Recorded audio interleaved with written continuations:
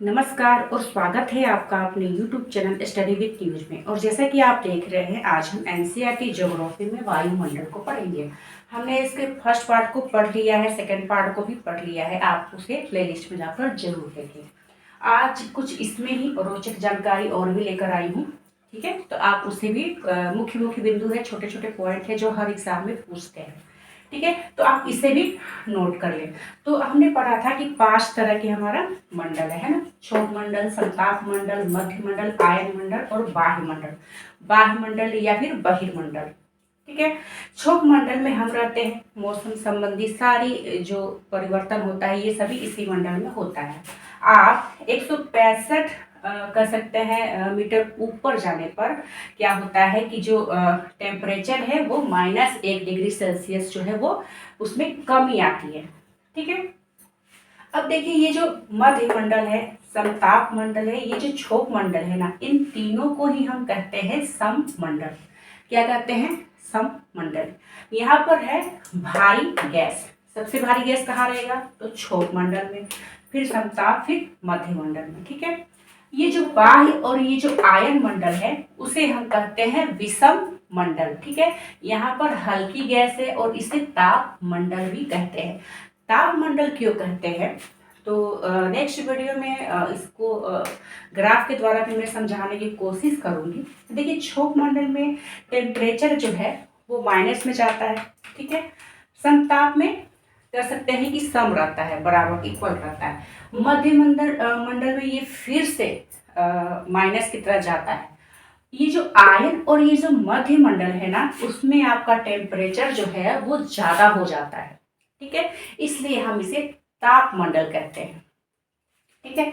अब ये जो ओजोन है ना, जो समताप मंडल में रहता है, यहाँ पर ओजोन है वो बीच में है, ठीक है। ओजोन क्या है? देखिए, ओजोन एक तरह का गैस ही है। हम कहते हैं कि ओजोन में छिद्र हो गया, छेद हो गया, तो ये कोई वस्तु नहीं है कि इसमें छेद हो गया, ये गैस ही है।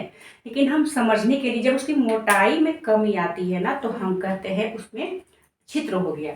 तो ओजोन जो है ना वो बीच में है, ठीक है। कहाँ पर? तो 30-40 किलोमीटर में ओजोन है, ठीक है।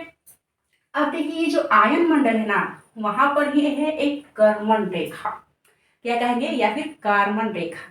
यहीं पर इसकी कर सकते हैं कि यहीं से अंतरिक्ष, इसी आयन मंडल से अंतरिक्ष भी स्टार्ट होता है। 100 किलोमीटर इसका कर सकते हैं कि इसका रेंज है ना।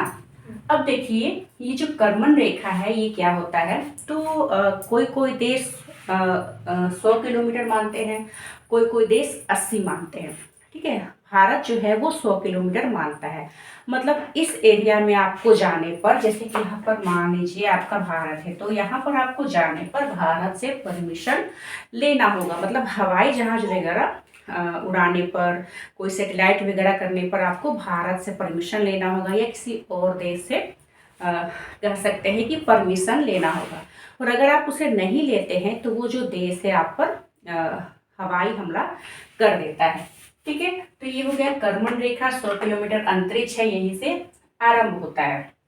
उनका पिंड जो है ना वो इसी आयन मंडल में जलकर खाक हो जाते हैं, ठीक है। ये जो बाह्य मंडल है वो है 10,000 किलोमीटर।